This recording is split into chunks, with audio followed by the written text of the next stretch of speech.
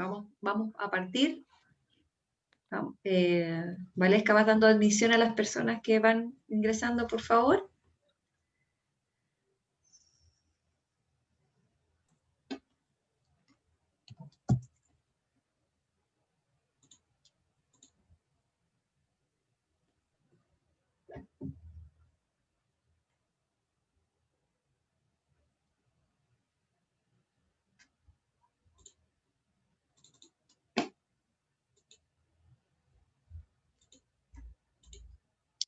Bien, buenos días a todas y a todos.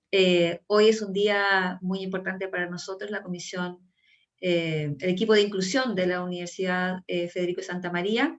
Hoy conmemoramos el Día Internacional de las Personas con Discapacidad con este panel llamado Panel de Inclusión, abriendo camino a una universidad diversa. El 3 de diciembre se celebra el Día Internacional de las Personas con Discapacidad con el objetivo de promover los derechos y el bienestar de las personas con discapacidad en todos los ámbitos de la sociedad, así como concientizar sobre la situación de todas estas personas en su vida actual. En el año 2018, por 114 votos a favor, 1 en contra y 2 abstenciones, la Sala de la Cámara de Diputados aprobó en general el proyecto de ley que establece el 3 de diciembre de cada año como el Día Nacional de la Inclusión Social y la No Discriminación. La moción buscó crear conciencia en los habitantes del país sobre la discriminación a personas, ya sea por su condición socioeconómica, género, capacidades físicas u otra, de modo a comprometerlos en lograr el pleno respeto a sus derechos, particularmente el respeto a las personas con discapacidad, y relevar la importancia del valor de la cultura de la inclusión y la accesibilidad. En Chile, el segundo Estudio Nacional de Discapacidad, ENDISC, elaborado en el año 2015, determinó que el 16,7% de la población vive con alguna discapacidad, es decir, 2.836.000 personas. Frente a esta realidad en nuestro país, se ha ratificado la visibilización y los avances en las políticas de inclusión. Es así como hemos visto que se han puesto en marcha la Ley 20.422, la Ley de Inclusión Laboral, entre otras. Pero estos avances nos han permitido impactar claramente la vida de las personas y el desarrollo de su vida social y cultural, pero no es suficiente. Debemos, como sociedad, tomar la iniciativa de poder generar una conciencia inclusiva entre todos y todas. Desde la Universidad Federico Santa María queremos saludar a todas las personas con discapacidad, sus familias, organizaciones y personas preocupadas por la materia, porque ha sido el esfuerzo de estas la que ha movilizado los cambios culturales que se han concretado. Debemos seguir en esta línea, luchando y concretando los proyectos hacia una plena inclusión y obviamente un Chile mucho más inclusivo. El día de hoy, el equipo de inclusión que nos acompaña ha preparado este panel con temas relevantes e importantes. Para comenzar, quisiéramos agradecer el apoyo de nuestra directora, la señora Teresita Arenas, quien en todo momento nos ha instado a poner estos temas en nuestra cultura universitaria. Hoy en la mañana nos presentarán, hoy en la mañana tendremos como objetivos, ¿cierto?, promover los derechos y el bienestar de las personas con discapacidad en todos los entornos sociales. Queremos concientizar sobre la situación de estos aspectos en toda la vida de las personas. Para esto, tenemos preparado estas temáticas para el día de hoy. En primera instancia, hablaremos sobre normativa vigente, una mirada al marco regulatorio a nivel nacional e internacional, preparado por la educadora diferencial, señorita Valesca Águila. Luego, escucharemos mitos y realidades del Registro Nacional de Discapacidad, preparado por la educadora diferencial, señora Karen Roldán. Luego pasaremos a una actualización del modelo de inclusión de la Universidad Técnica Federico Santa María, desafíos de la inclusión universitaria, preparado por la educadora diferencial, señorita Emma Castillo. Luego escucharemos lo que nos tiene que contar sobre accesibilidad física normativa vigente, el decreto 50, la educadora diferencial, la señora Catalina Thompson. Y luego al final haremos con este panel, ¿cierto?, una reflexión sobre cómo puede favorecer la inclusión desde el rol que me encuentro actualmente. Esperamos que todos y todas se sientan cómodos con este encuentro. Contamos con intérprete de lengua de señas. Agradecemos su presencia de la señora Marcela Muñoz, que nos acompañará en toda la sesión.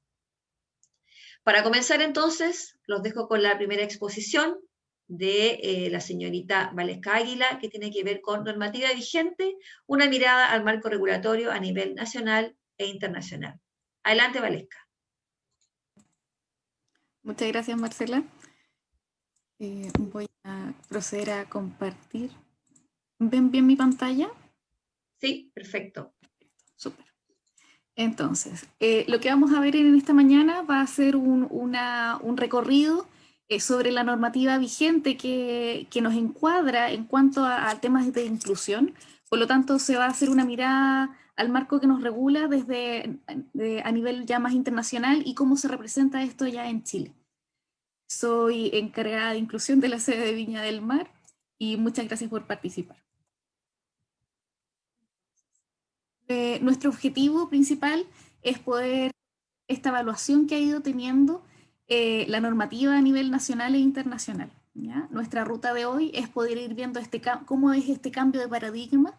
Nos vamos a pasar un recorrido también por la Convención sobre los Derechos de Personas con Discapacidad en 2006, cómo se representa esta convención en la ley que nace en 2010 y en la ley sobre educación superior que nace en 2018.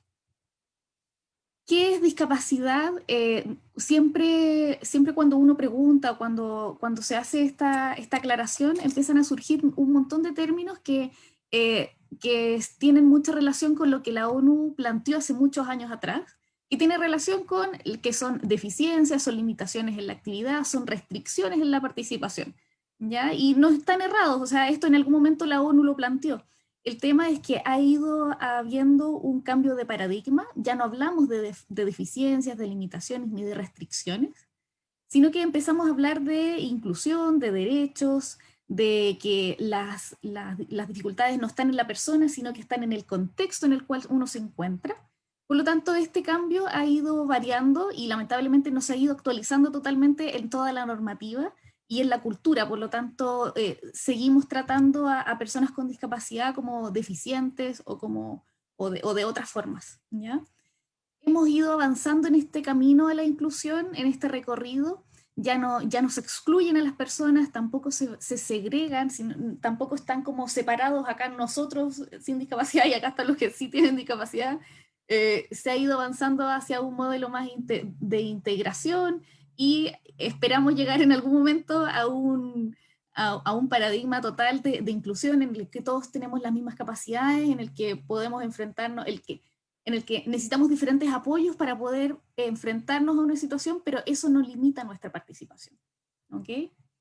Entonces, como bien decía, la discapacidad se produce entre la interacción que tienen las personas con los entornos y las actitudes, ¿ya? O sea, si me voy a otro país, evidentemente me voy con diferentes barreras, ¿ya? Con barreras al idioma, con barreras en que no sé para dónde moverme, y todo eso aspectos me hacen sentir que incluso puedo tener una discapacidad, porque no me puedo adaptar al espacio en el cual me encuentro, ¿ya?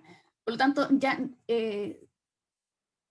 lo tanto, es importante recalcar que es el contexto el que hace la discapacidad, ¿ya? Una persona con discapacidad en un país subdesarrollado no es lo mismo que una persona con discapacidad en un país donde no hay una cultura de inclusión, ¿ya? Vidal en 2003 dice que los factores contextuales, precisamente todos estos factores, limitan la participación de las personas con discapacidad, ¿ya? Y impide alcanzar los niveles de calidad de vida que son habituales para nosotros que no tenemos discapacidad. Han habido diferentes intentos para promover los derechos y la participación de las personas con discapacidad, ¿ya? La Declaración de los Derechos del Retrasado Mental en el 71, en el 75, en el 2004, pero han fracasado, como que no han sido suficientemente poderosos estos intentos, porque decían que la discapacidad no estaba excluida de los instrumentos generales de los derechos humanos. O sea, ya habían derechos que eran de todas las personas, entonces ¿por qué tenían que haber exclusivamente de derechos para personas con discapacidad?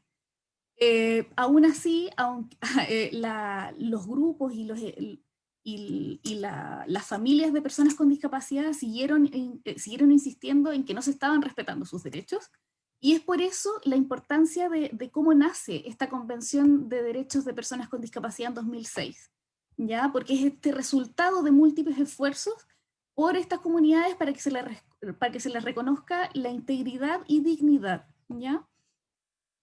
Así también reconoce que las personas con discapacidad enfrentaban dificultades, marca un cambio de enfoque, o sea, ya no estamos en un modo asistencialista, sino que es un enfoque pleno de derechos, tienen derechos al igual que nosotros, y reconoce la autonomía con apoyo para las personas con discapacidad, ¿ya?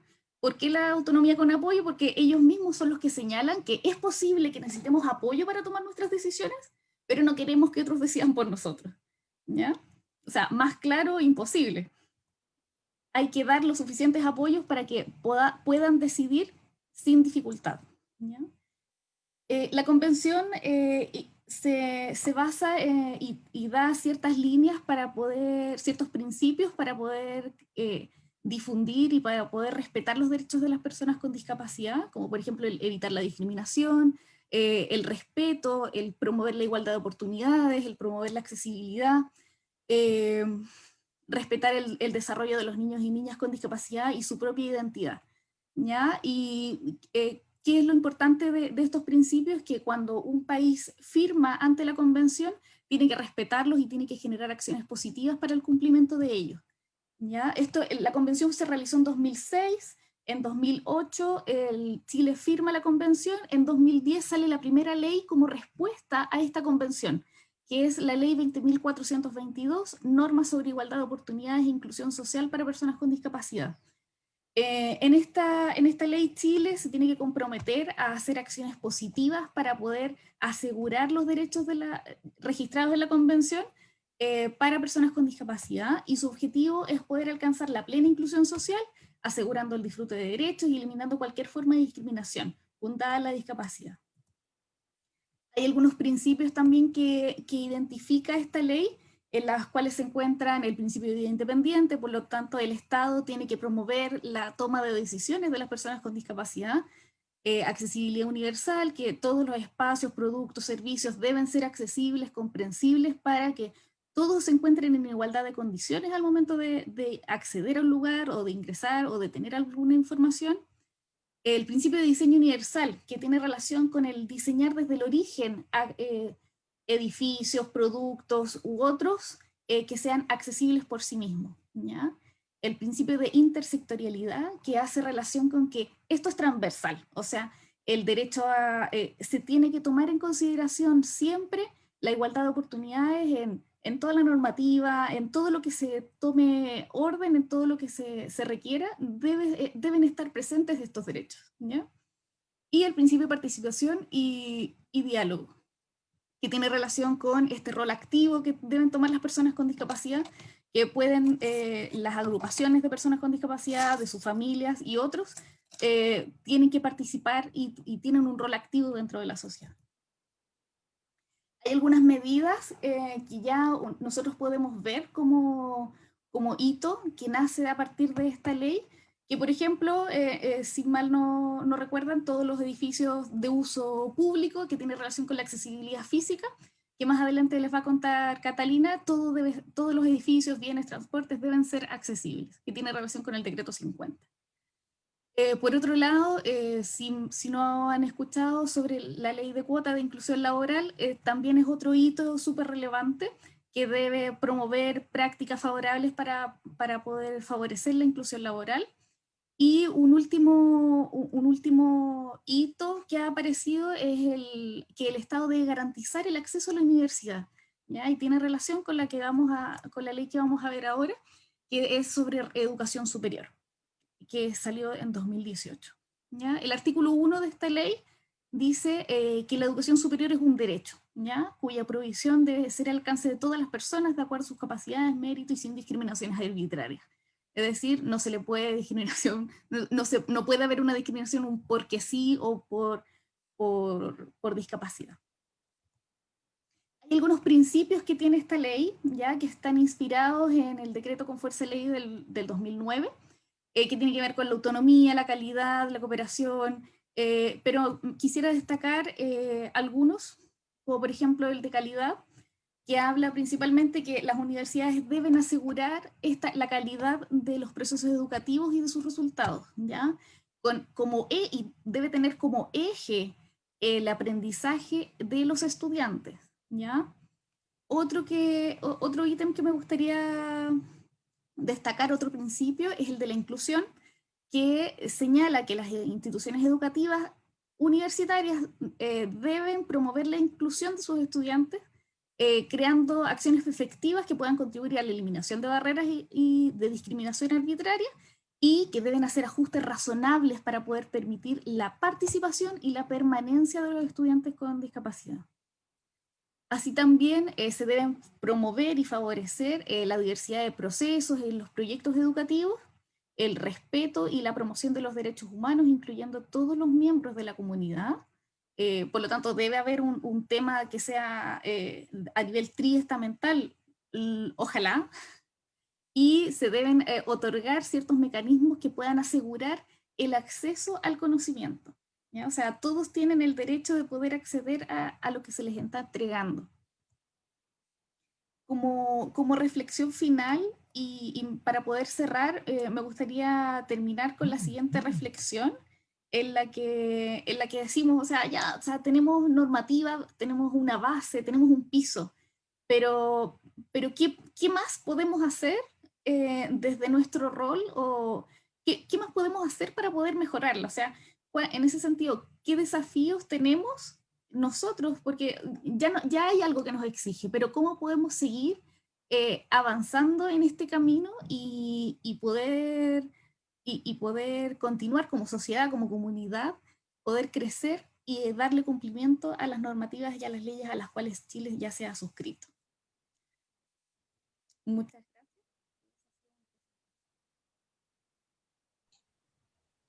Muchas gracias, Valesca, por tu intervención. Súper interesante conocer la normativa vigente, dónde nos estamos moviendo, ¿cierto? Y cuáles son los derechos de las personas con discapacidad o condición dentro del ámbito educativo, que es un ámbito que a nosotros nos toca muy de cerca, por ser las personas que ejecutamos los planes de inclusión, ¿cierto? Los programas de inclusión en nuestra universidad. Gracias, Valesca. A continuación, entonces, los dejo con la educadora diferencial, la señorita Karen Roldán. Karen. Muchas gracias, Marcela. Buenos días para todos y todas. Muchas gracias por la convocatoria y por la participación. Voy a comenzar a compartir pantalla para comentarles qué temática vamos a abordar a continuación. ¿Se ve la presentación? Sí, perfecto. Perfecto. Bueno, en esta ocasión yo he querido participar de esta instancia con un tema bastante relevante que tiene también mucho que ver con lo que mi compañera, ¿cierto?, comentaba en una presentación anterior. Con este concepto, ¿cierto?, y esta evolución que se está trabajando en términos de el abordaje de la discapacidad como tal, ¿cierto? Y en ese punto hay algo bastante relevante que tiene que ver con el adjudicar, ¿cierto?, el uso de una credencial para poder pasar por diferentes situaciones, tanto en términos de beneficios como también en el contexto social. ¿Qué es lo que provoca, cierto? ¿Qué es lo que hay detrás de esta famosa credencial o registro nacional de discapacidad, que es el que vamos a conversar a continuación? Bueno, a modo de contexto, considero súper relevante mencionar algunos aspectos generales sobre qué es este Registro Nacional de Discapacidad, ¿cierto?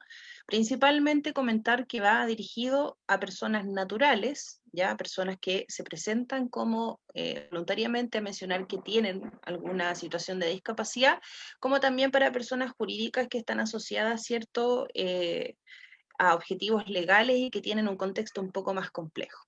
Por ejemplo, en cuanto a las personas naturales, ¿cierto?, declaran voluntariamente alguna situación de discapacidad a través de la Comisión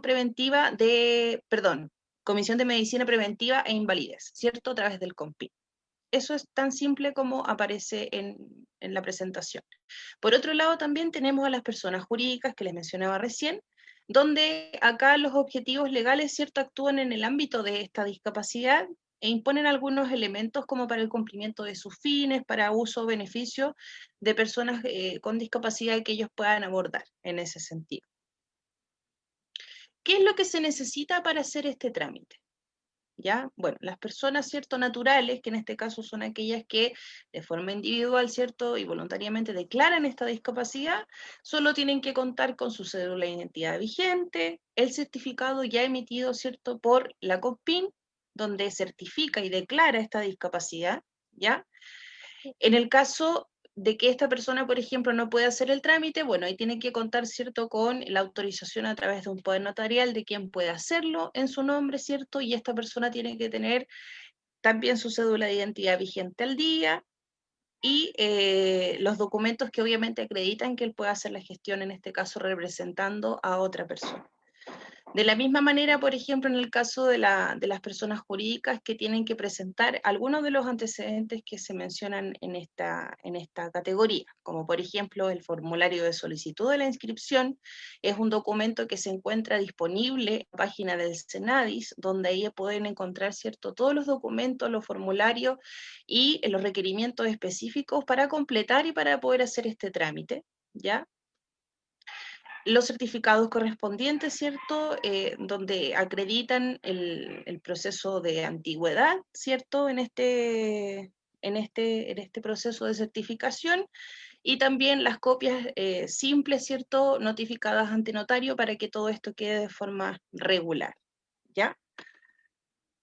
Este trámite no tiene costo alguno. En este contexto vigente en el que nos encontramos producto de la pandemia, ¿cierto? Se han realizado muchas solicitudes a través de las plataformas virtuales que hay disponibles. Ahí, en este caso, las personas lo que hacen generalmente es contactarse vía telefónica con el call center de Senadis para hacer las preguntas respectivas, ¿cierto? Saber si se están recepcionando los documentos, si es que se está haciendo el trabajo que se hace de forma presencial de manera virtual, y a quienes pueden dirigirse para poder concretar el trámite. Algunos estudiantes, ¿cierto?, de nuestros programas de inclusión han hecho algunas gestiones a través del proceso online, de los cuales hay varios que ya en este minuto se encuentran con su certificación aprobada, ¿cierto?, y emitida por los organismos correspondientes. La vigencia que tiene este trámite, básicamente, ¿cierto?, dependerá de la reevaluación que se realice cada cierto tiempo para ir certificando que los niveles de discapacidad, ¿cierto?, emitidos por el COMPIN han sido los mismos, se mantienen o incluso pueden disminuir en función a las evaluaciones médicas que realicen los especialistas. Bueno, acá un poco de lo que ya les había contado, ¿cierto? De forma presencial, el trámite se realiza tanto en el COMPIN o consultorio para solicitar este formulario de evaluación, que quien lo realiza es un profesional médico, ¿cierto? Apto para poder hacer este tipo de proceso. Una vez que está completo, la persona que en este caso quiere declarar voluntariamente la discapacidad se dirige al COMPIN, donde ahí emiten, ¿cierto?, y procesan todo el registro correspondiente de esta certificación en un tiempo determinado. Ahí en este caso la persona quien tiene que estar haciendo las consultas respectivas, ¿cierto?, y dando los informes necesarios para que este proceso de certificación pueda concretarse sin ningún problema, ¿ya? Bueno, y en contexto también de todo lo que comentaba Valesca anteriormente, estas diferentes acciones se concretan y finalmente se ejecutan en base también al marco legal vigente existente hoy en Chile. Y en este caso, como eje principal, tenemos la Ley 20.422, donde efectivamente se establecen todas las normas necesarias para que nosotros podamos desenvolvernos dentro de un contexto más inclusivo, donde este contexto puede ofrecer las oportunidades necesarias para las personas que puedan presentar una situación de discapacidad. Y es en este contexto donde ya nos vamos a evocar a los mitos, ¿cierto?, que hay detrás de este proceso de certificación. Es un proceso, si bien bastante administrativo, pero que también tiene muchos aspectos transversales implícitos dentro de esta gestión, ¿ya? Em, más que preocuparnos en este caso del trámite 100%, que fue una contextualización para que se pudiese dar a conocer un poco mejor qué es este Registro Nacional de Discapacidad y cómo se realiza, ¿cierto? También no es desconocido para nadie que efectivamente el registro puede generar, ¿cierto?, algunas dificultades en las personas que presentan alguna discapacidad y que por alguna razón ha sido un proceso bastante complejo. ¿Ya? Recordemos que no necesariamente es una experiencia agradable para todos, ¿ya? Hay personas que pasan por un proceso de adaptación mucho mejor, hay procesos de adaptación que son un poco más lentos, y en cada realidad, cada caso, cada situación finalmente va a tener sus implicancias, y en eso los procesos sí o sí van a ser diferentes, van a ser diversos, ¿ya? Y en este caso vamos a ver qué es lo que engloba y qué es lo que hay detrás del registro, qué es lo que hay detrás, por ejemplo, de los temores que a lo mejor puede presentar una persona, un estudiante, o quien a lo mejor tenga la incertidumbre sobre si sacar o no el registro de discapacidad, para qué puedo sacarlo, para qué lo puedo utilizar, por qué me voy a etiquetar quizás con un registro, ¿cierto? Es importante hablar de eso. Hablar desde lo emocional, hablar de lo que pasa en términos sociales también con esta etiqueta, y ver en el fondo qué es lo que nos inspira, qué es lo que hay detrás finalmente de toda esta situación. Y para eso, en esta oportunidad, quise presentarles un caso que es bastante sencillo, donde para ustedes, me imagino, va a quedar un montón de inquietudes y puede llegar a generarles también sentido alguna de los elementos que ya conversamos anteriormente. Por ejemplo, Marta es una estudiante de primer año de universidad que tiene una malformación congénita en ambas extremidades inferiores, y por ello es que requiere del uso de una silla de ruedas para desplazarse. Una amiga le sugirió obtener un registro nacional de discapacidad, pero Marta se enfadó mucho con ella porque la había hecho sentir inválida y discapacitada. Esta, si bien es una situación elegida al azar, creada para esta finalidad de la presentación, obviamente es muy sencillo poder enfrentarnos a situaciones como esta, a lo mejor de una manera mucho más cotidiana, dentro de nuestro entorno cotidiano, en nuestro vecindario, en nuestro quehacer laboral, en nuestro desarrollo quizás eh, de formación en los colegios donde trabajan, no sé, nuestras familias, nuestros hijos, etcétera, etcétera, etcétera.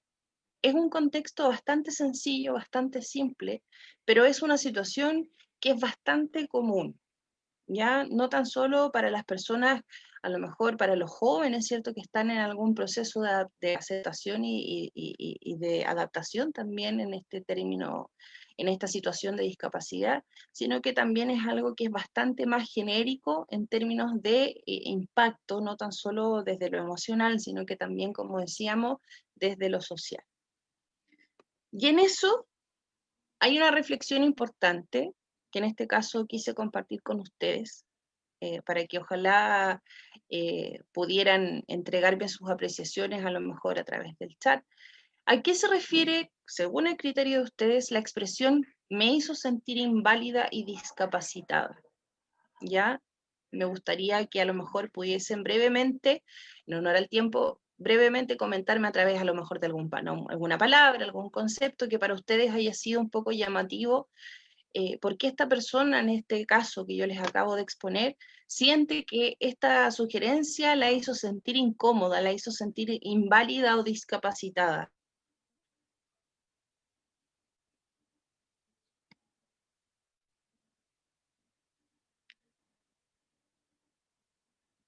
No sé si hay algunas apreciaciones en el chat.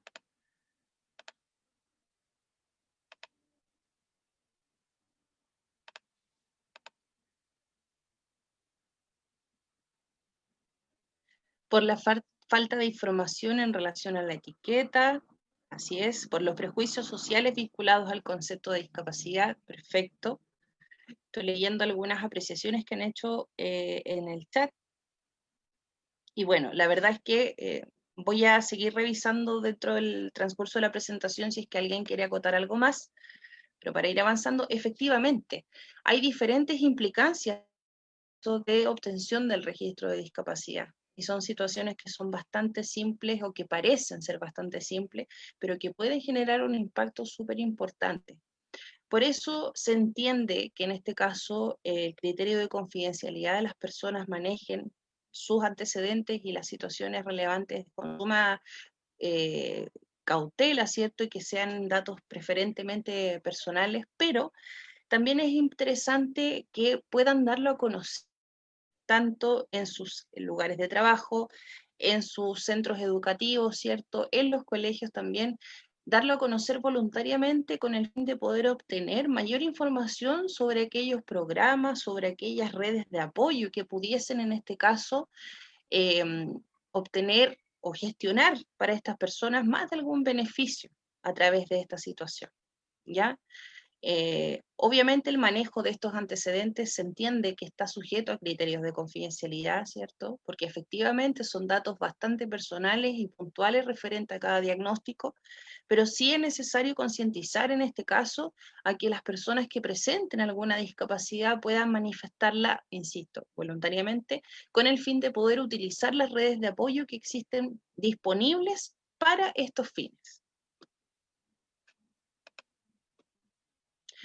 Y en este caso vamos a hacer la contraposición efectivamente de la realidad de nuestra situación actual, donde tenemos que dejar de ver la discapacidad como algo vergonzoso, como algo triste, como algo que nos va a impedir un desarrollo adecuado o un desarrollo normal, como lo he escuchado en algunas ocasiones anteriores, y ver la unidad, ¿cierto?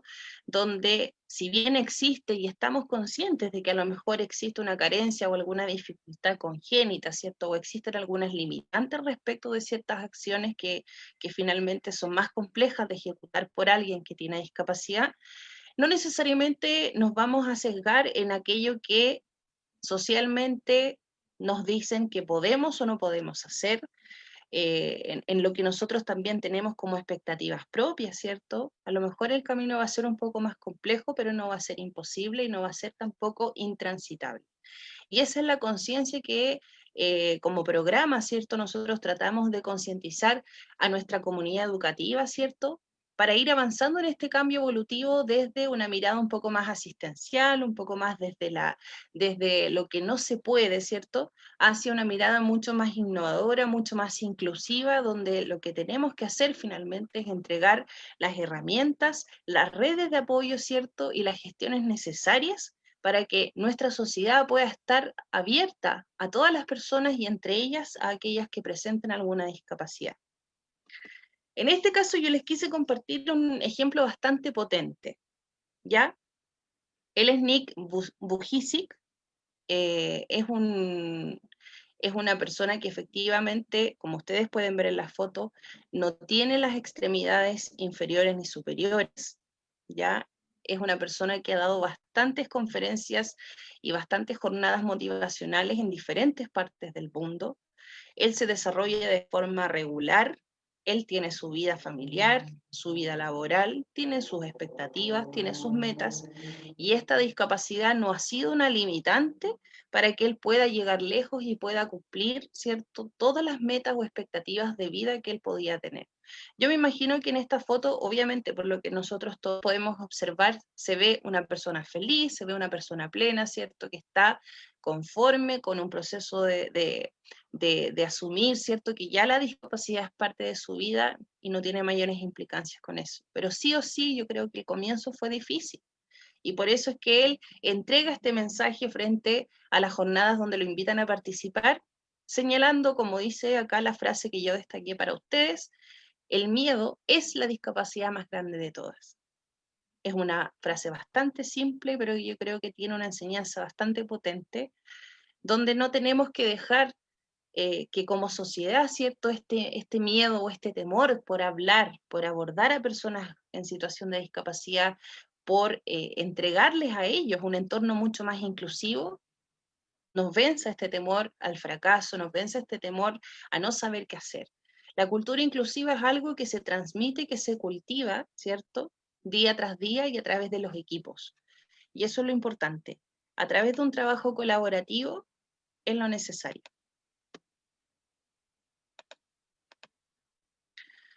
Acá, a modo general, beneficios del Senadis para que ustedes puedan conocerlos.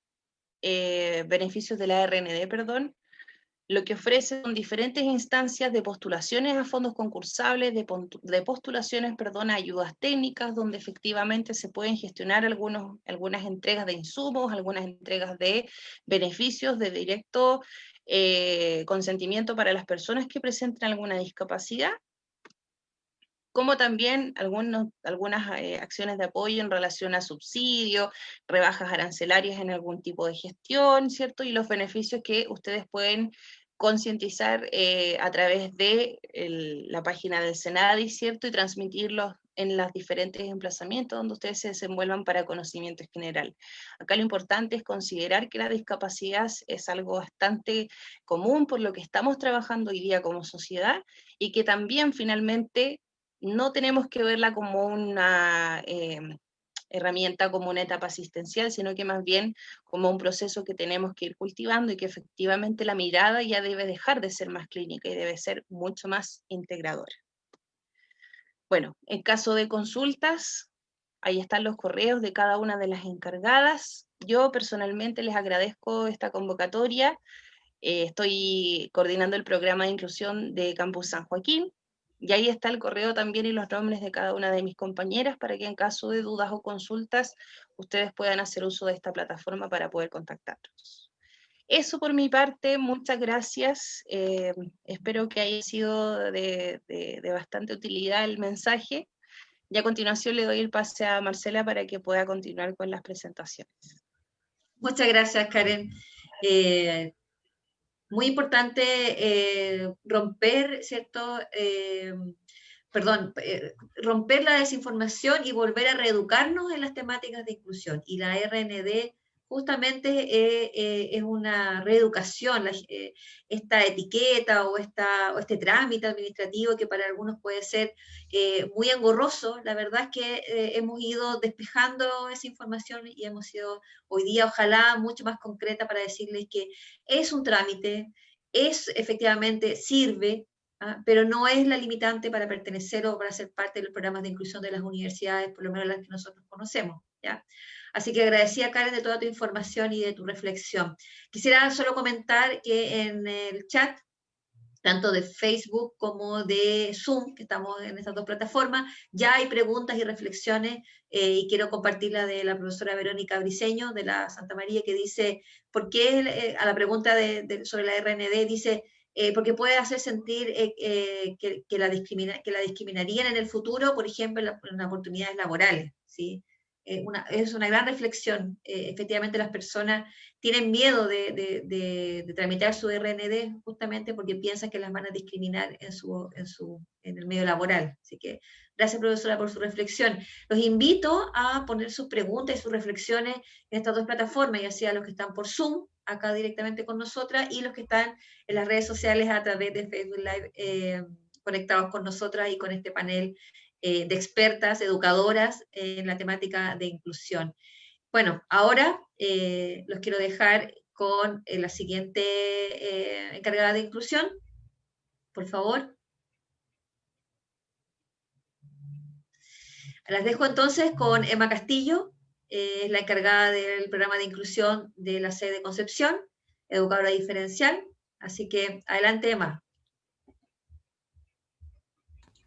Muy bien. Voy a compartir pantalla. Buen día. Buenas tardes, ya. Mi nombre es Emma Castillo, encargada de inclusión de la sede Concepción, y hoy tengo la misión de contarles respecto a la actualización del modelo de inclusión de nuestro programa en la USM, que ya lleva un tiempo de aplicación, una evolución. Este programa ha ido avanzando con el tiempo, y eso también nos ha planteado a nosotros el desafío de mirar nuestra propuesta y reajustarla en base a los requerimientos que nos han ido surgiendo desde los mismos estudiantes que estamos apoyando y del trabajo que hemos hecho al interior de nuestra comunidad. Y gracias al teletrabajo y a esta situación en la que estamos, nos hemos podido reunir bastante este año para ir, como les comentaba, rearmando este programa que está siempre en constante análisis. Bueno, iniciar con un testimonio de uno de nuestros estudiantes, Felipe, de Vitacura, que nos comentó en una instancia que desde que tuvo su accidente, él adquirió una discapacidad. Inmediatamente dijo, quiero seguir, tengo que seguir. Es uno de mis principales objetivos y voy a estar presente sí o sí. El recibimiento de la universidad fue lo mejor, me recibieron como una familia. Él cuenta un poco su experiencia desde el ingreso al programa de inclusión una vez que tuvo este cambio de vida, ¿no? A raíz de su accidente. Y bueno, hablar del programa es en el fondo hablar de inclusión, y aquí es importante definir este concepto que, como bien sabemos, se ha ido instalando en los últimos años gracias a las normativas, ¿cierto?, a los acuerdos internacionales y a la lucha de las personas en situación de discapacidad, y que surge también porque hay una historia que hasta ahora nos ha ido llevando a esta necesidad. Como aquí aparece en la imagen, la inclusión es un enfoque, ¿ya? Un enfoque que se abre positivamente a la diversidad, que viene a ser como la diferencia que ha surgido en nuestra historia cuando siempre se nos ha impulsado o se nos impulsó antiguamente a la norma, hacia el ser, ojalá lo más parecido posible. Nos hemos dado cuenta que ese enfoque no nos ha llevado a buenos puertos y por lo tanto la inclusión nos plantea este desafío y a esta mirada positiva de las diferencias, ¿ya? De valorar lo que nos hace distintos, porque ahí existe una gran posibilidad de aprender, ¿cierto? De enriquecernos socialmente, en comunidades, ¿cierto?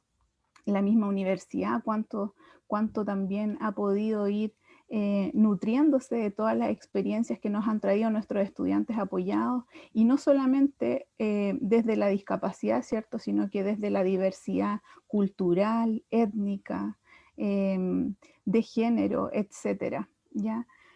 Entonces, en primera instancia, traer este concepto, ¿cierto?, a lo que nos invita como institución, ¿ya? Aquí les comparto el logo de la accesibilidad universal, por si lo ven por ahí, para que sepan a qué se refiere.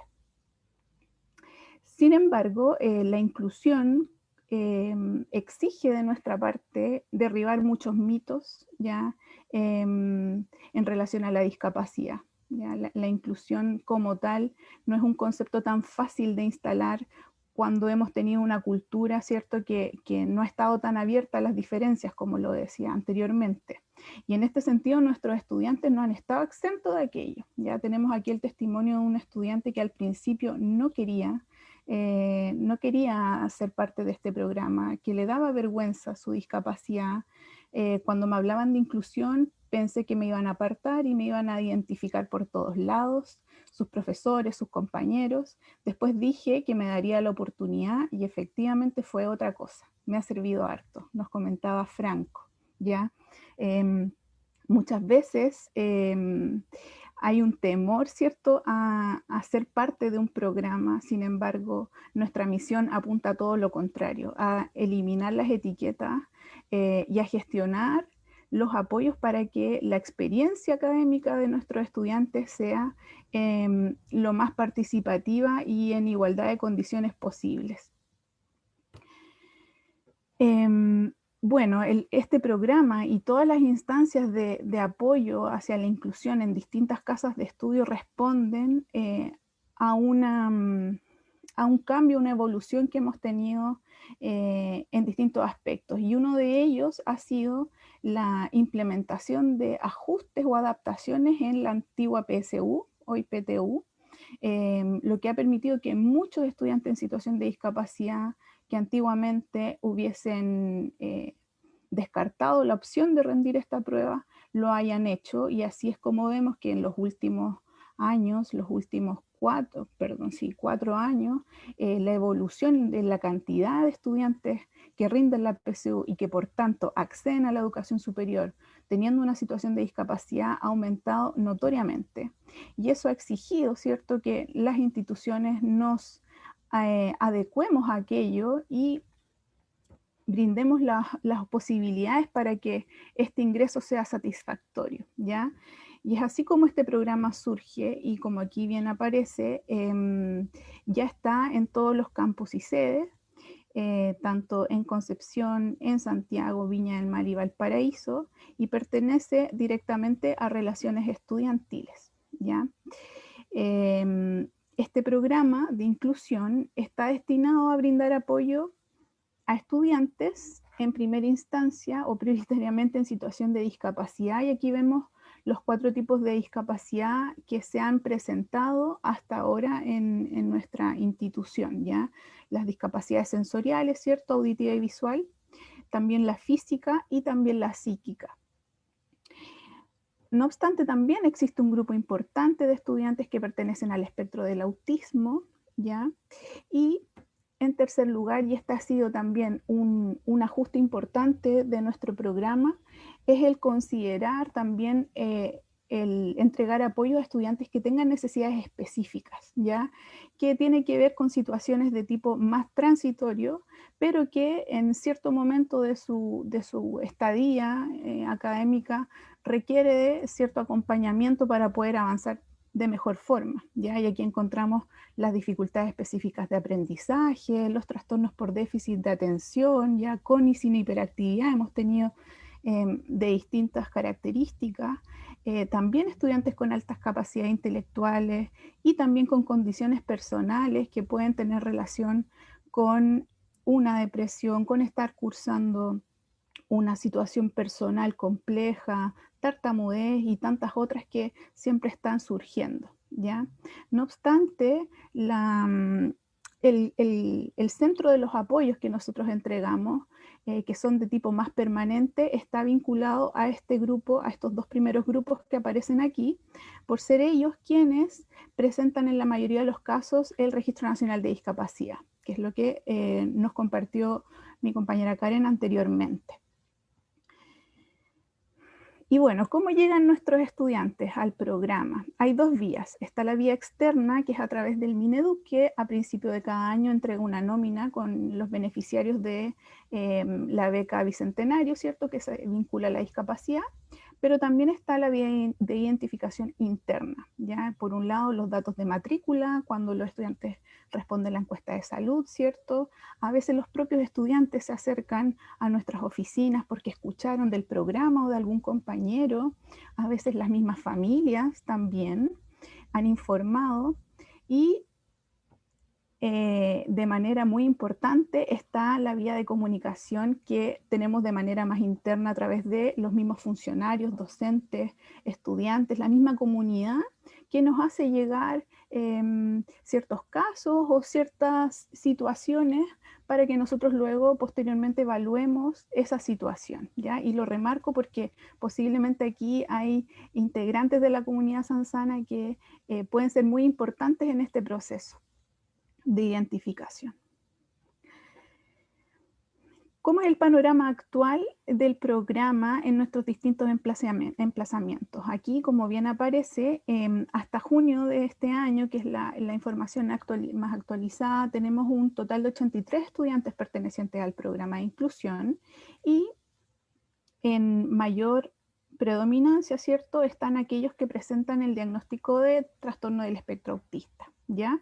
No obstante, hoy en día tenemos estudiantes con discapacidad física, con discapacidad visual, con discapacidad auditiva y también con necesidades específicas de apoyo, ¿ya? Que son los grupos que les comenté al principio, y también con otras situaciones particulares. Por lo tanto, esto indica que la diversidad ya se está haciendo muy presente y que por lo tanto necesitamos revisarnos y analizar cómo estamos procediendo al respecto, ¿ya? Es por esto que nuestro modelo de inclusión tuvo este ajuste este año, que estuvimos reflexionando al respecto, y quedó en esta nueva figura que les comparto aquí, ¿ya? Si vemos en la parte superior del modelo, encontramos las 3 dimensiones para la inclusión, ¿ya?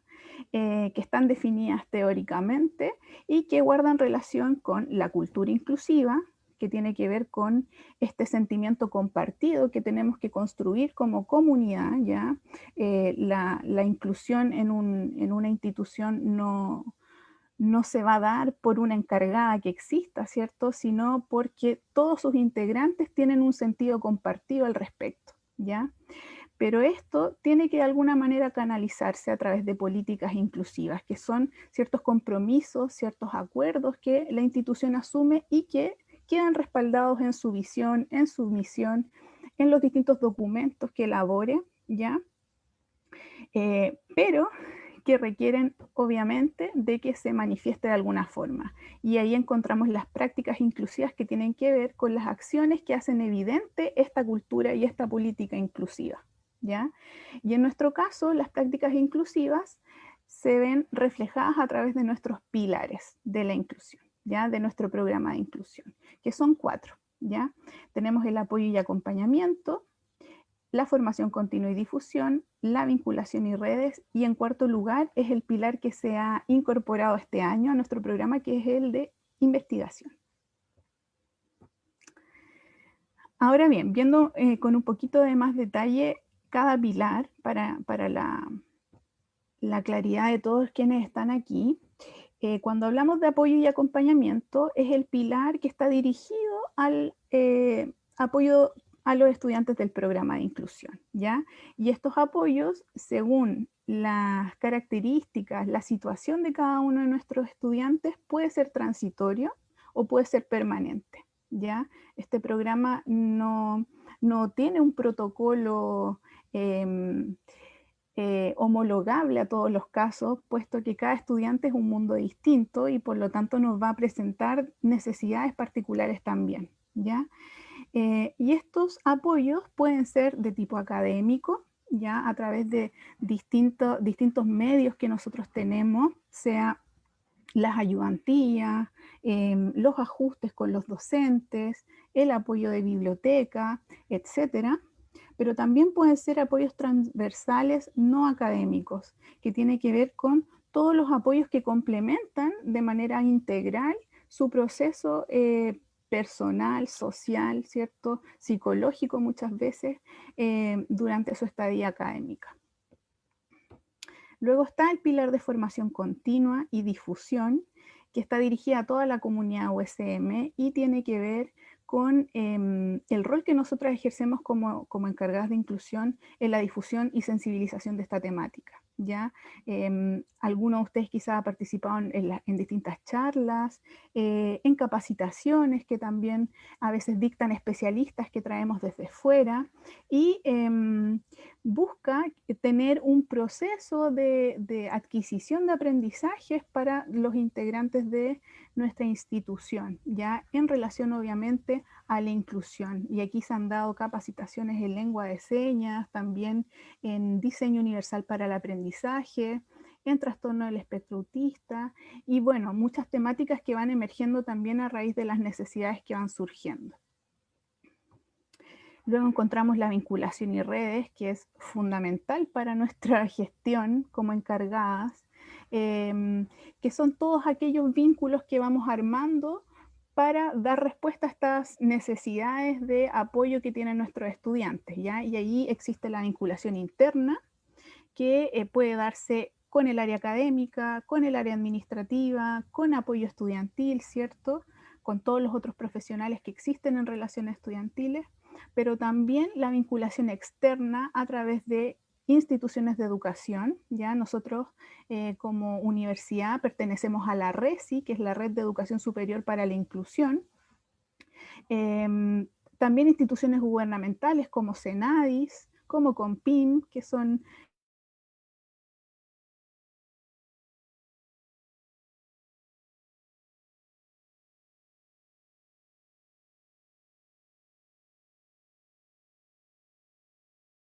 las que están vinculadas al registro. Y también a ciertas instituciones, por ejemplo, Teletón, y con las cuales muchas veces es necesario también mantener una relación.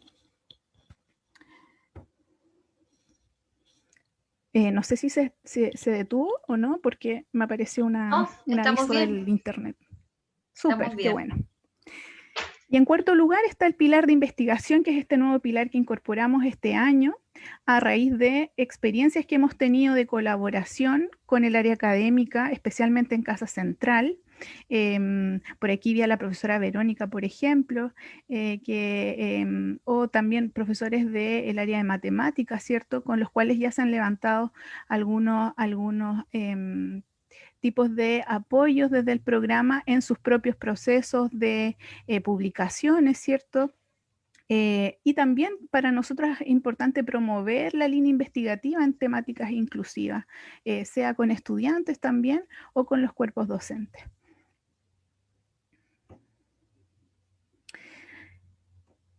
Como para ir contándoles un poquito más específicamente sobre los apoyos que hemos entregado como programa, tenemos dentro de este plan de vinculación y redes el trabajo mancomunado con bibliotecas, por ejemplo, y tecnologías de apoyo. Y el programa en este sentido tiene la posibilidad de entregar PCs adaptados de préstamo de contar con PC adaptado en un punto accesible en las bibliotecas, pero también hacer préstamos de notebooks a nuestros estudiantes. Existe también un lector de pantalla instalado en el punto accesible, un mouse adaptado en este punto accesible, softwares para tomas de apuntes, impresora en relieve que ha sido de gran utilidad para los estudiantes con discapacidad visual. También en relación a las ayudas técnicas, la relación con Senadis para promover que los chiquillos, los estudiantes postulen a los fondos que están disponibles para ellos, y a veces también ayuda directa en ciertos casos sociales donde se necesitan algunos tipos de ayudas técnicas. Por ejemplo, Melanie de Casa Central aquí compartió: cuando hay gráficos, me mandan con anterioridad las láminas impresas en relieve para que yo pueda tocar mientras el profesor las muestra en el PPT, ¿ya? Esto es parte de los apoyos que hemos entregado en relación a los ajustes de material, ¿ya? Que va en directa relación con los monitores que nosotros tenemos de inclusión que ayudan en este aspecto. Y obviamente la colaboración de los profesores en esta gestión.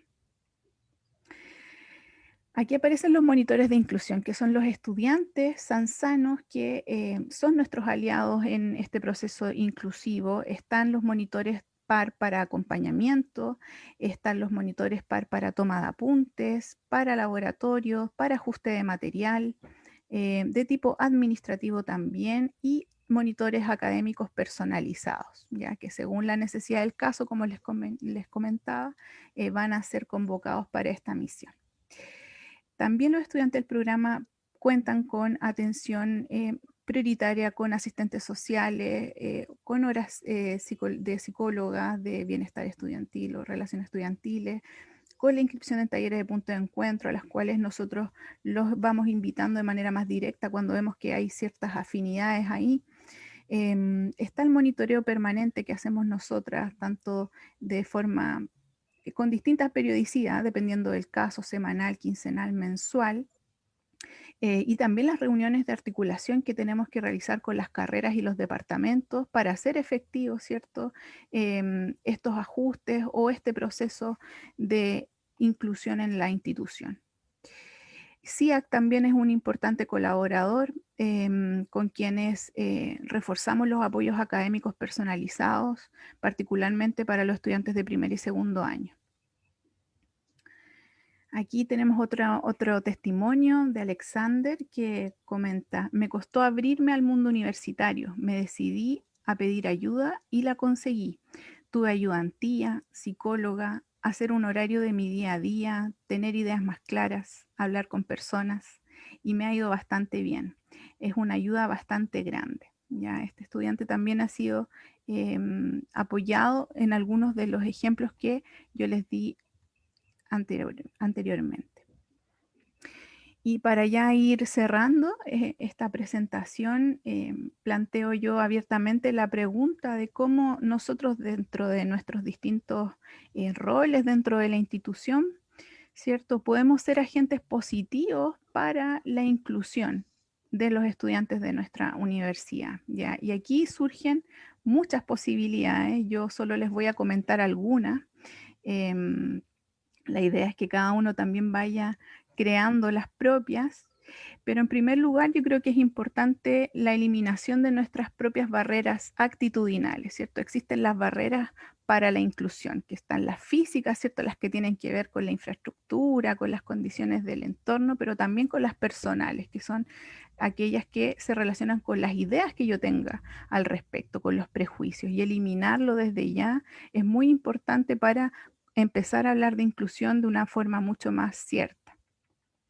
Siendo agentes de cambio en nuestro entorno, ya muchas veces gracias a las capacitaciones o a distintas instancias de formación vamos adquiriendo nuevos conceptos, aprendizaje, y ahí ya directamente asumimos un nuevo rol, ya, y educar a nuestro entorno al respecto es muy importante, difundir este mensaje. Y pensar en nuestro ejercicio personal y laboral siempre. ¿Es accesible esto? ¿Está en condiciones de ser recibido por personas de distintas características, por ejemplo? Y bueno, vincularnos. Creo que es una tarea, un desafío, ¿cierto? Y creo que una posibilidad que nos va a permitir hacer de esta red una herramienta mucho más fuerte, mucho más posible para nuestra labor. Humberto Maturana dijo, solo en el mutuo respeto es posible la colaboración y eso requiere escuchar, tiempo para estar y ver el mundo del otro. Así que yo desde ya les agradezco este espacio y este tiempo que se han dado para escucharnos, escucharme, y quedan aquí nuevamente nuestros contactos por cualquier consulta o iniciativa que tengan al respecto. Muchas gracias. Gracias, Emma. Súper claro tu mensaje, y agradecida de esos testimonios que nosotros en nuestro equipo hemos compartido y que son muy importantes para nosotros. Han movilizado en nosotras y en nuestra universidad un montón de iniciativas, todas estas propuestas, ¿cierto?, a través de estas experiencias. Muy, muy, muy, muy, muy agradecida, muy, muy entretenido.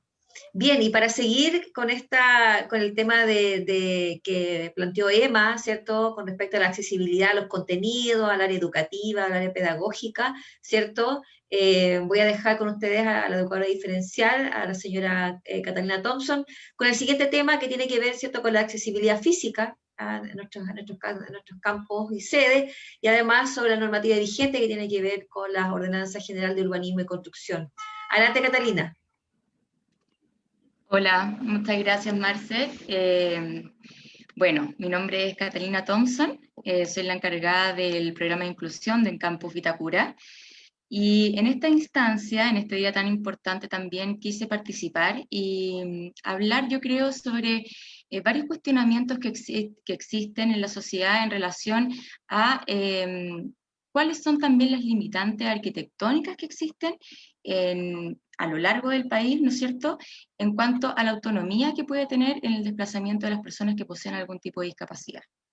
O sea, muchas veces yo creo que nos hemos preguntado, cuando nos encontramos con obstáculos, ¿no es cierto?, nosotros mismos que no poseemos discapacidad, nos encontramos con obstáculos en el camino, yo creo que también está la empatía de preguntarnos qué pasaría con este mismo obstáculo en personas que sí poseen algún tipo de discapacidad. Entonces, en base a eso, les quiero comentar a normas generales, porque lamentablemente el decreto 50 tiene un sinfín de cosas que podemos estar dialogando, ¿verdad? Pero en esta ocasión quise comentarles un poco acerca de los lugares más transcurridos públicamente en donde se da a conocer y se ejemplifica este decreto.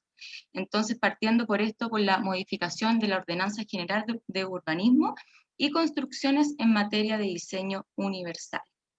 Específicamente el Decreto Superior número 50, ¿verdad?, que nos habla sobre la accesibilidad universal, el elemento clave para la inclusión de todas las personas. Bueno, concepto a considerar que vamos a hablar en esta presentación es acerca de la accesibilidad universal, ¿verdad? que es la condición que deben cumplir todos los entornos, procesos y servicios para ser comprensibles, utilizados y practicables en condición no solo de seguridad, sino que también de comodidad y en la forma más natural posible. Y cuando hablamos del diseño universal, es el diseño de todas las acciones pertinentes en el desarrollo de nuevos servicios y de nuevos proyectos y también de entornos, y deberán ser de fácil acceso para lograr el mayor número de personas sin necesidad de adaptarlos de una forma especial. Vamos a hablar también de la huella podotáctil, donde su definición la vamos a encontrar más adelante, igual que la ruta accesible. La sigla OGU, que habla sobre la Ordenanza General de Urbanismo y Construcción. MIMBU, Ministerio de Urbanismo y Vivienda. Y la sigla CIA, que nos habla acerca del símbolo internacional de accesibilidad universal.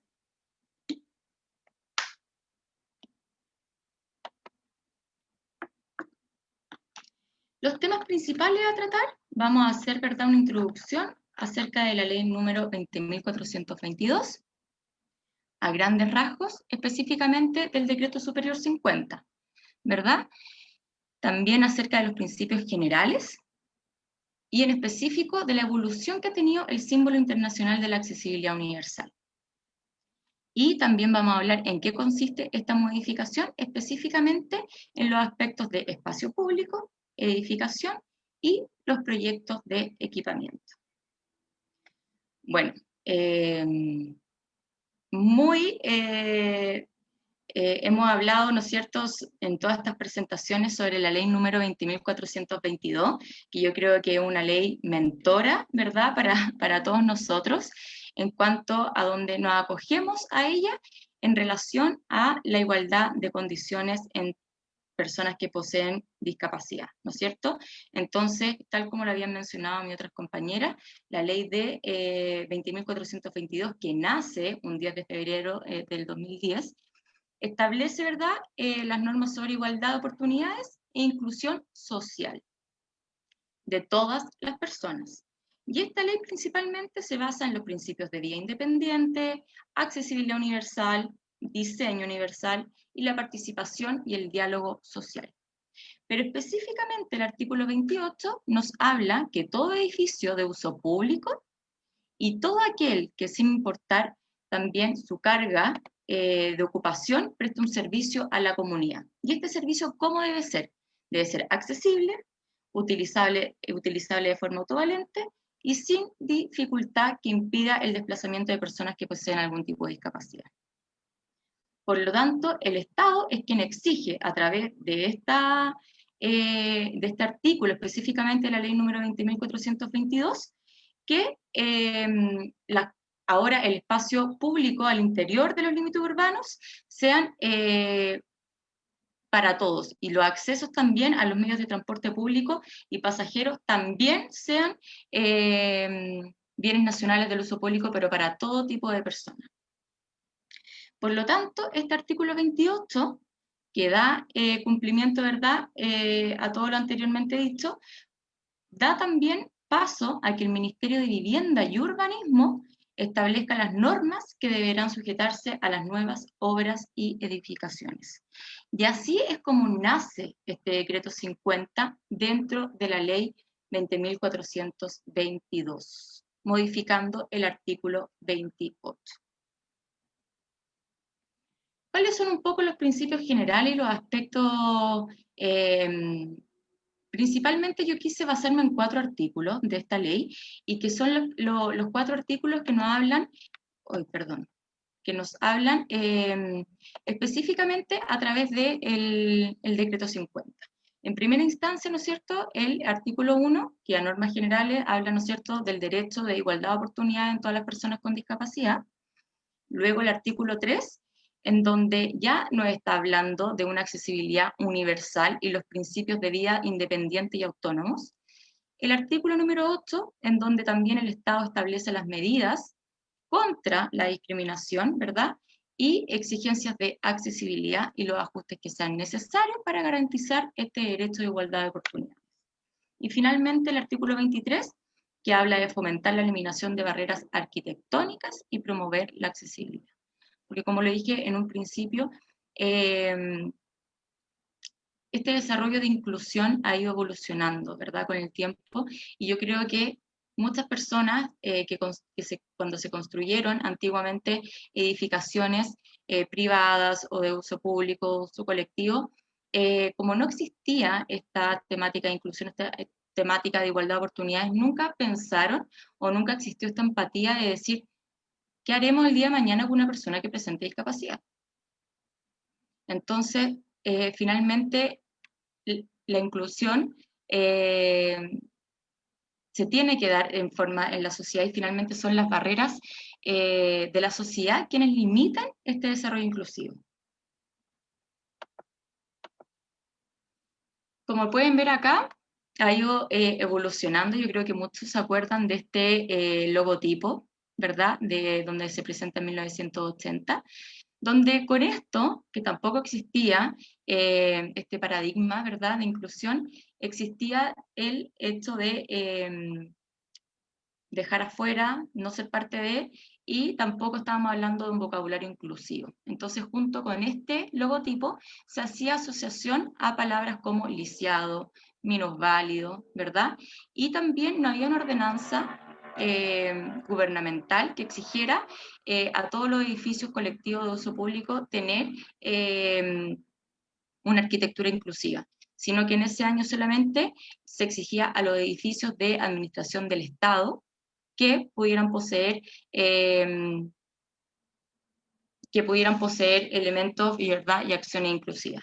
Finalmente, esto va también evolucionando, y en 1992 ya tenemos un logo, donde yo creo que ya todos podemos empezar a reconocer un poco más, ¿verdad? Pero tampoco se hablaba de un vocabulario inclusivo, o sea, netamente este logo nos hacía referencia a una persona discapacitada, como se decía en ese tiempo. Y bueno, ahora ya estamos hablando de que este espacio inclusivo sea en espacios públicos, pero en ciertos espacios públicos y también en edificios de uso público, solamente en algunos edificios, o sea, no había una normativa que exigiera.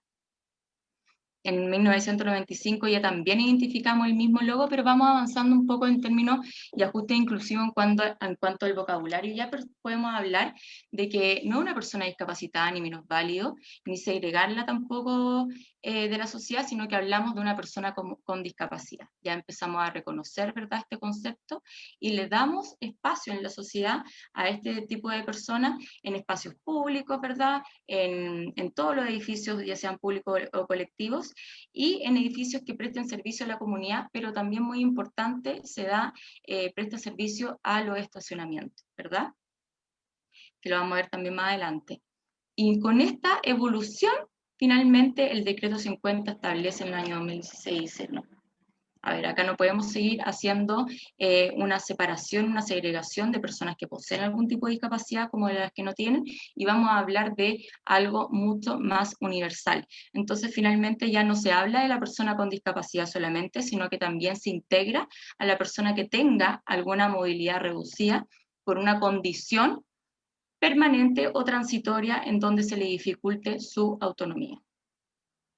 Entonces ahora ya el espacio público abre estos espacios también a parques, a plazas, jardines, espacios de bienes comunes, ¿verdad?, ya sea también espacios privados, sean los edificios de vivienda, también edificios que se prestan a la comunidad en general, pero sin importar su ocupación. O sea, ya podemos estar hablando también no solamente de edificios donde existan trabajadores o trámites, sino que también edificios relacionados a la educación. Y se agrega también la vivienda con subsidio. Cuando yo les hablaba un poco de esta evolución del logotipo, es sumamente interesante conocer acerca de esta simbología, donde la vemos muy reiteradamente, ¿verdad?, en los apoyos visuales que nosotros podemos tener en el desplazamiento colectivo. Entonces, el símbolo internacional de accesibilidad universal, que se reduce en las siglas CIA, fue modificado, este nuevo logotipo, en el año 2010. y es muy interesante saber por qué fue modificado, porque la persona, muchos pueden decir, continúa en silla de ruedas, no habla de una persona con movilidad reducida, etcétera, pero hay ciertos detalles que ya nos hablan de una persona que puede participar mucho más activamente del ambiente. Entonces, por ejemplo, si pueden ver las comparativas, en el logo actual que se hizo en el año 2010, la cabeza se sitúa hacia adelante. ¿Qué nos quiere decir eso? Que la persona es la que toma la decisión de su movilidad, o sea, nos refleja autonomía. A diferencia del logo pasado, donde era una persona mucho más reflejada, ¿verdad? Una persona más dependiente, quieta, sin una participación. Después, el ángulo del brazo que apunta hacia arriba y atrás figura una situación de acción, ¿verdad? La persona está en movimiento. Por lo mismo, las ruedas están recortadas ahí mismo también para transmitir que hay un movimiento de esta herramienta. Y la representación de la figura humana ya se aleja de lo lineal, sino que se hace una figura humana mucho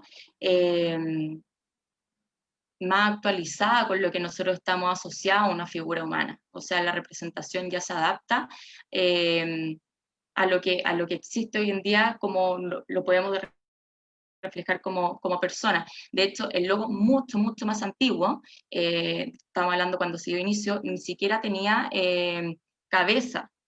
O sea, estamos hablando de que no existía una integración como persona, sino que sí o sí era algo como diferente.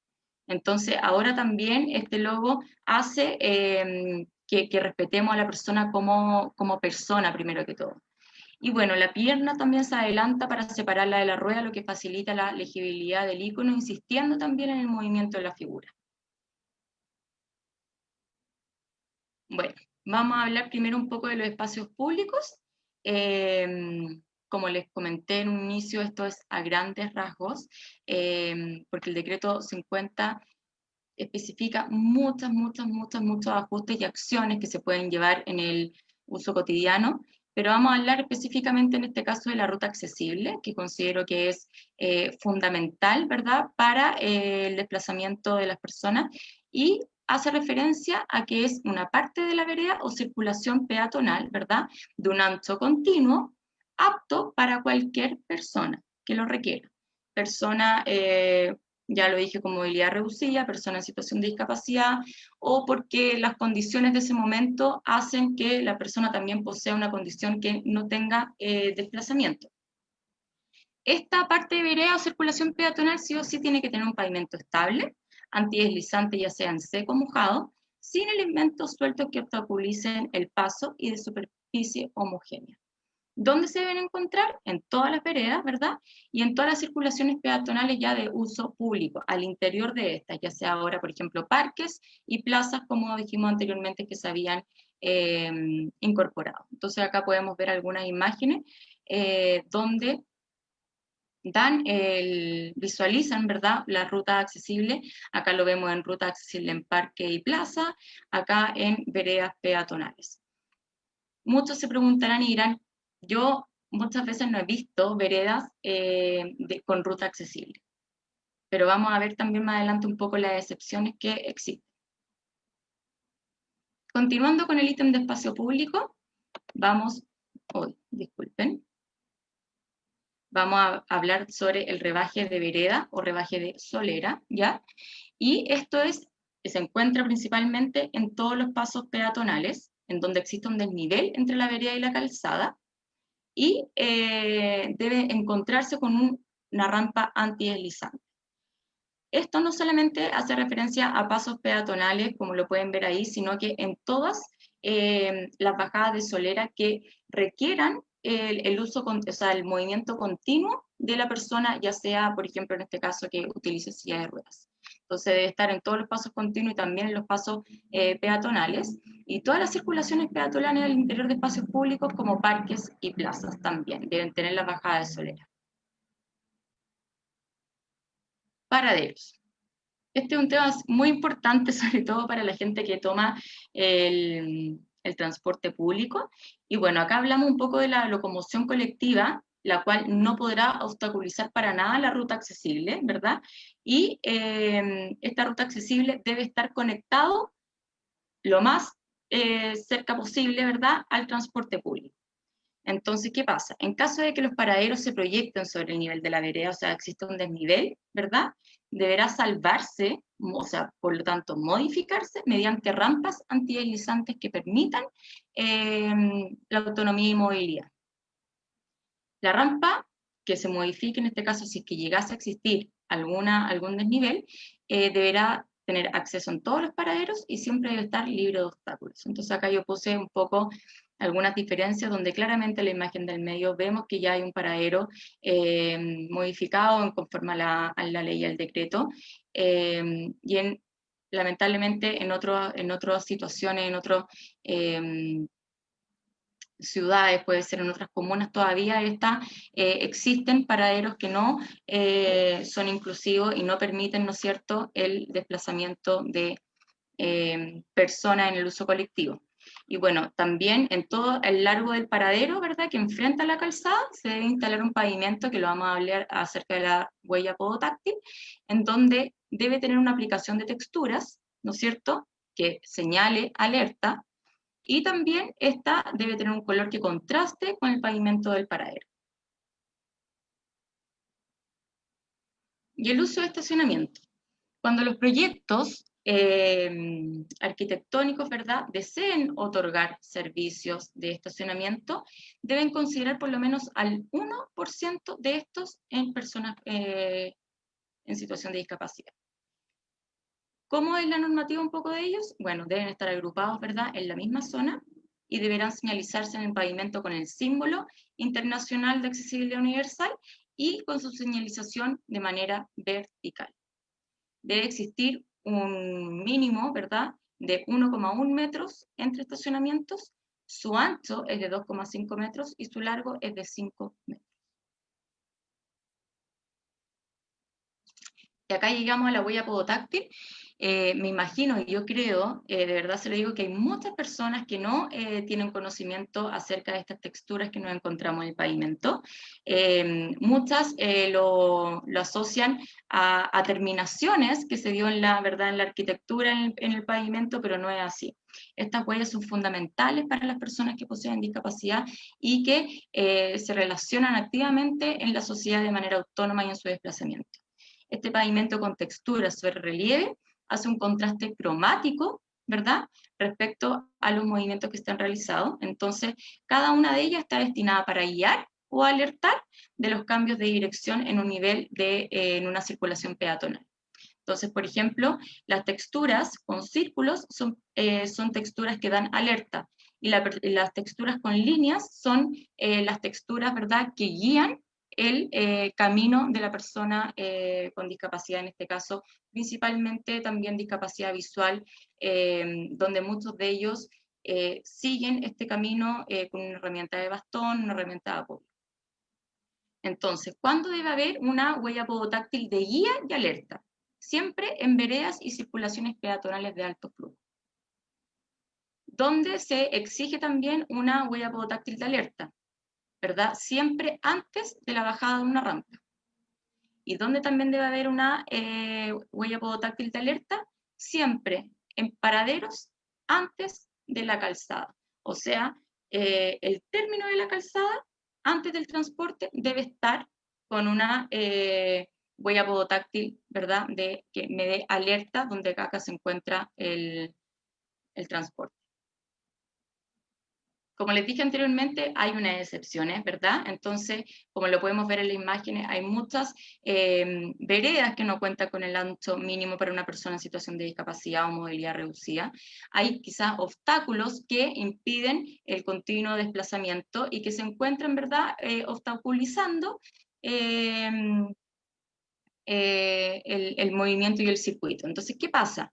Hay proyectos de, ¿verdad?, repavimentación, reparación, remodelación, etcétera, pero existen características topográficas del ambiente y del terreno que no cumplen, ¿verdad?, lamentablemente, con estas acciones, ya que existen aceras existentes de muchos años. Por ejemplo, se me viene a la cabeza al tiro el Valparaíso, donde veredas son tan angostitas, o donde también se encuentren obstáculos que no sea posible retirar. Y por esto no es factible dar cumplimiento a las disposiciones del artículo, ¿verdad?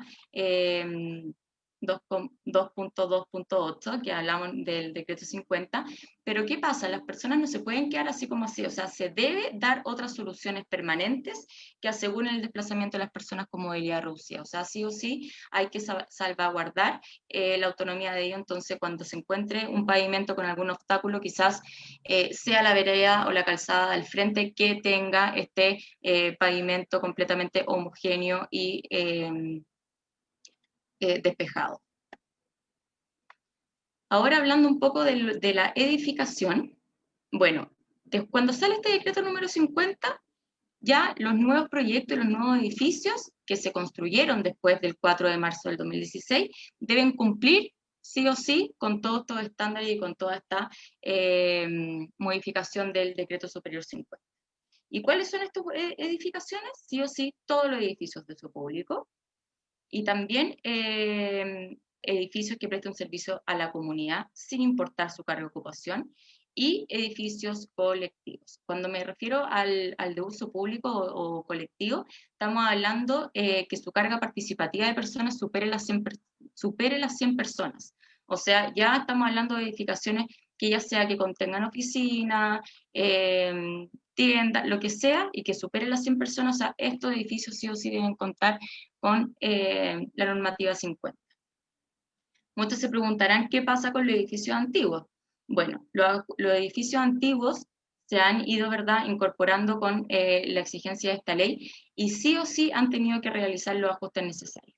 ¿Cómo lo hacen? En primera instancia determinan, ¿verdad?, esta ruta accesible con sus planos, y en relación a esta ruta accesible se hacen los ajustes necesarios, ¿verdad?, conforme al decreto 50.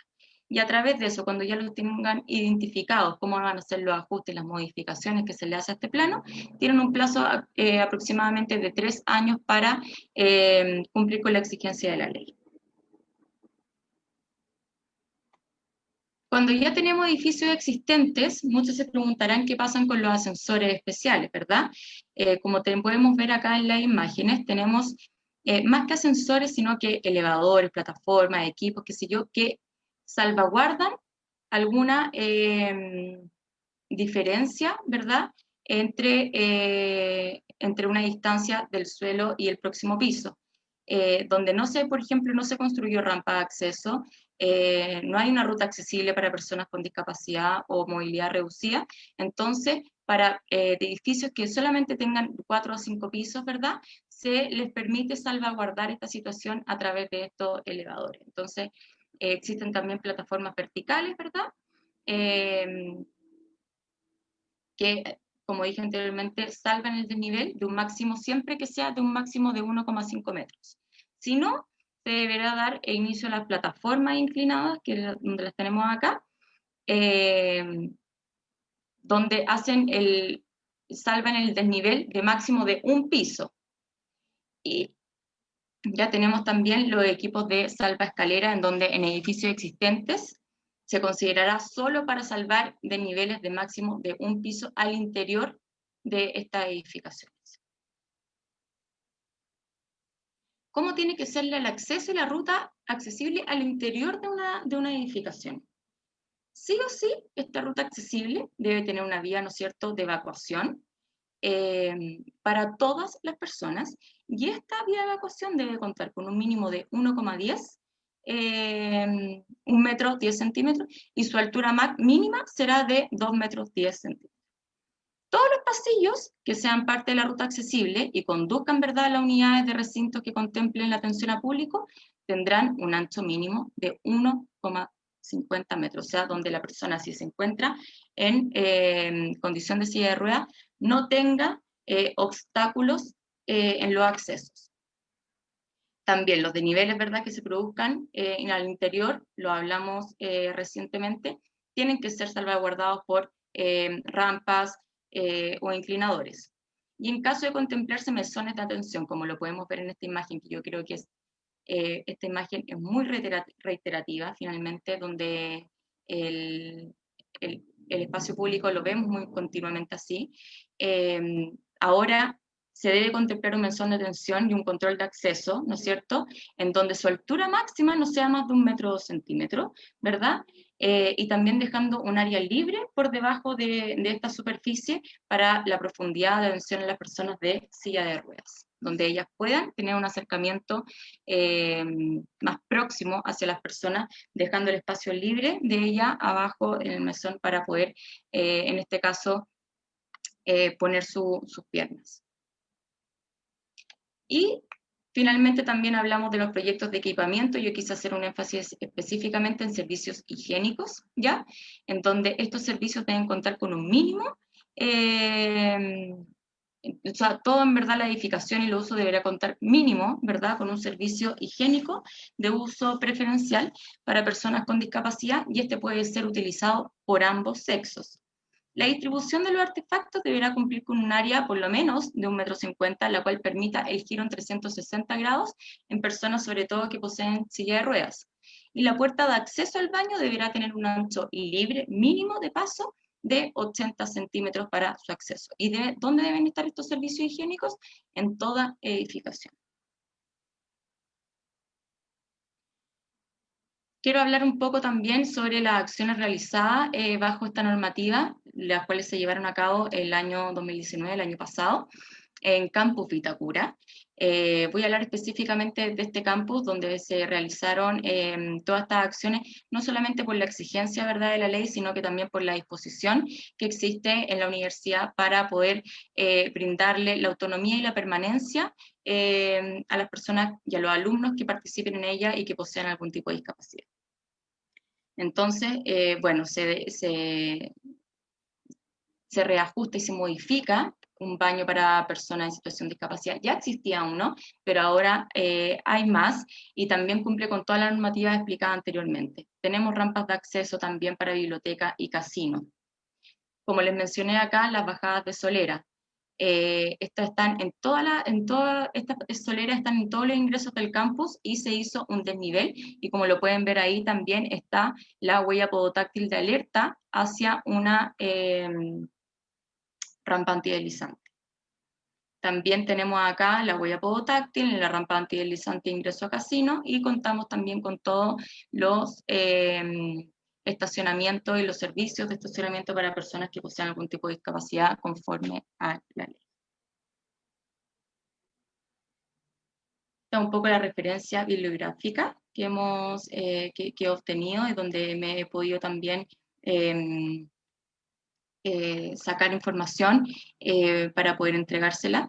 Y bueno, yo creo que muchas personas también se hacen el cuestionamiento de qué pasa, por ejemplo, con Casa Central, ¿no es cierto, Marce? Que Sí. es un edificio, ¿verdad?, que fue el primero que se pudo construir en esta comunidad universitaria, y que finalmente nos habla de un edificio tan antiguo que no contaba con estas rutas accesibles, ¿verdad?, y con estos diseños universales para cualquier persona que necesite un desplazamiento, ya sea por movilidad reducida o por discapacidad.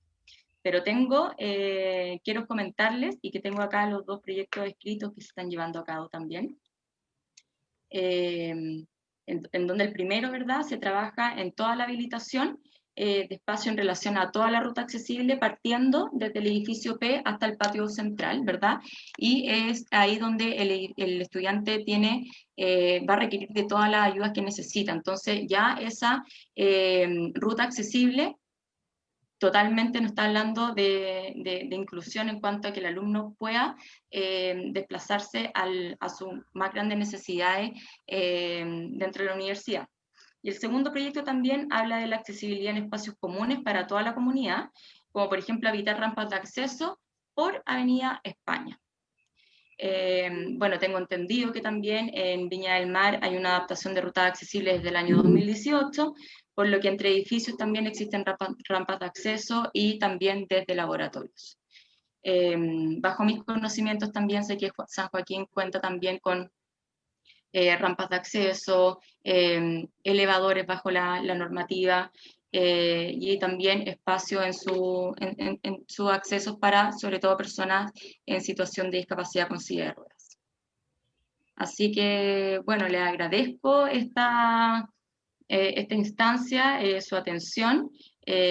Hablé también, ¿no es cierto?, un poco de a rasgos generales de lo que es este decreto, pero son específicamente, hablé de los espacios que no solamente nosotros podemos estar viendo cotidianamente en el uso peatonal diario, sino que también situaciones donde también se exigen hoy en día que las universidades y los espacios de educación superior cuenten con esta normativa y también puedan darle los beneficios e igualdad de oportunidades a personas en situación de discapacidad.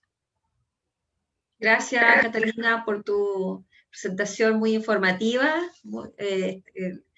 Sí, en Casa Central ya se está trabajando en esta ruta accesible hace un tiempo. Por la pandemia este año no se pudo ejecutar, yo creo, en un 100%, pero yo creo que ya en los próximos años estaremos ya con la ruta accesible ya habilitada, y sé que los otros emplazamientos también están con proyectos de accesibilidad física para personas, ¿cierto?, con movilidad reducida y usuarios de silla de ruedas.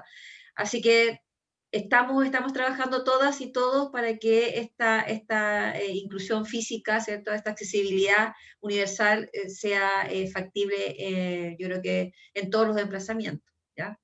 Bueno, a continuación, y ya para ir cerrando este primer panel de inclusión, el primer año que estamos conmemorando, ¿cierto?, el Día Internacional de la Discapacidad en nuestra universidad, quisiera invitarlas a cada una a una reflexión final de esta jornada. Les quiero recordar también que en la jornada de la tarde estaremos en la capacitación sobre personas del espectro del autismo con la experta Vanessa Kreisel, que nos va a acompañar desde las 3 de la tarde. Están todos invitados.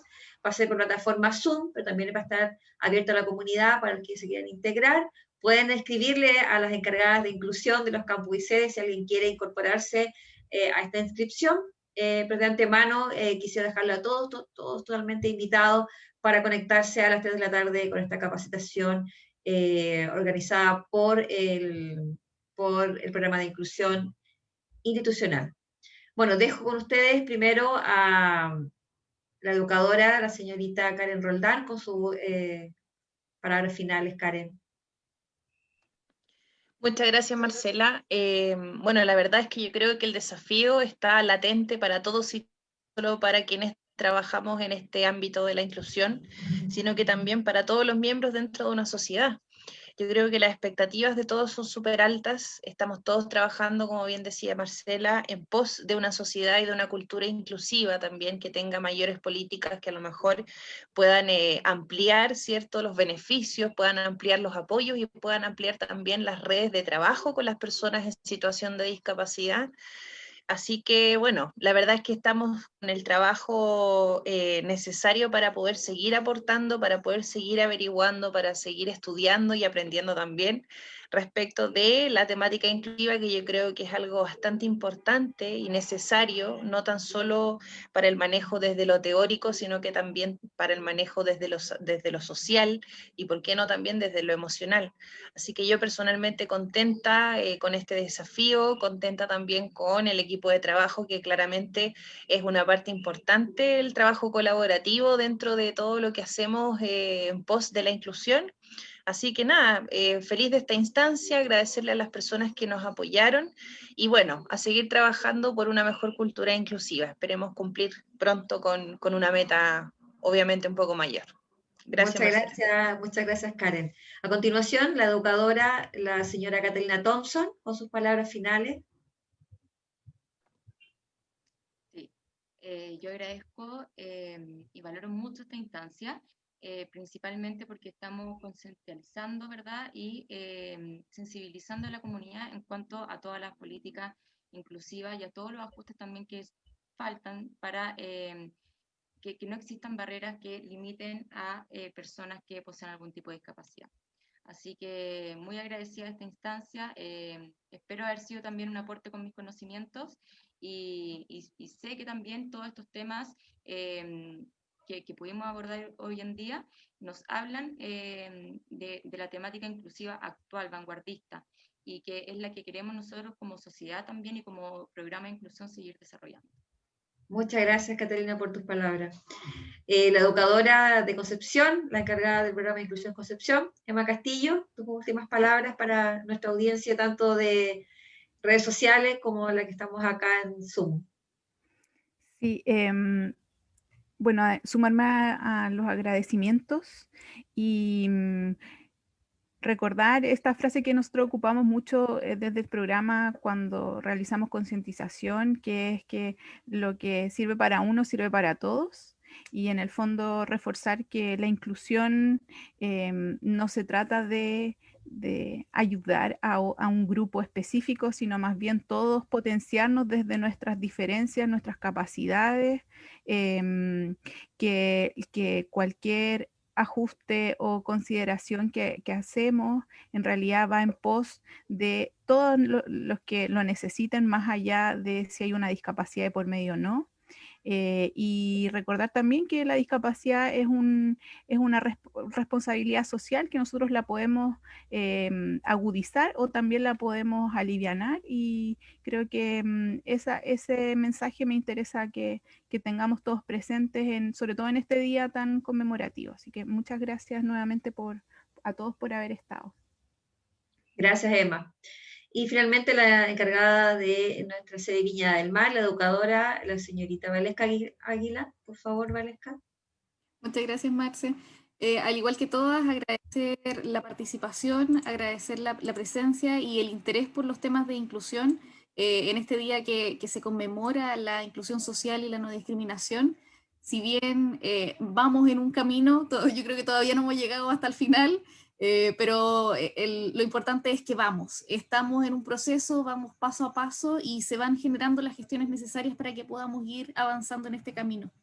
Y más que nada sin la ayuda de los que están participando ahora, de los que de los que se van a sumar en la tarde y de los que están participando activamente por mejorar la inclusión en la universidad, sin ellos no se podría. Así que agradecer a todo el que se hace partícipe, no solo por empatía o por un favor, sino que es porque es un derecho que está normado, como siempre dice la Marce, esto no es un favor que hay que darle a nadie. Por lo tanto, es importante y fundamental que tengamos relevancia en estos temas. Eso, muchas gracias. Muchas gracias. Bueno, agradeciendo, ¿cierto?, la participación de la intérprete Marcela Muñoz, que nos acompañó el día de hoy. Queremos agradecer a personas que no están aquí en pantalla, pero que están detrás. Agradecer a Jorge Rubio de Comunicaciones de Casa Central, agradecer a Ignacio Araya, el coordinador institucional, agradecer a cada una de las jefaturas de los campus y sedes, y principalmente a nuestra directora, la señora Teresita Arenas, que nos apoyó en esta iniciativa. Quedan todos invitados para la tarde, 15 horas, en la capacitación sobre personas del espectro del autismo, a cargo de Vanessa Kreisel, que es otra actividad de la Semana de la Inclusión en la USM. Han aparecido todos los días, ¿cierto?, mensajes fuertes, impactantes para nosotras como encargadas de inclusión, pero súper necesario para poder justamente poder instalar una cultura inclusiva, poder desarrollar políticas de inclusión, ¿cierto?, y visibilizar todo esto en prácticas inclusivas. Muy agradecida a todos y a todas. Nos vemos en la próxima instancia. Muchas gracias y buenas tardes a todos. Buenas tardes.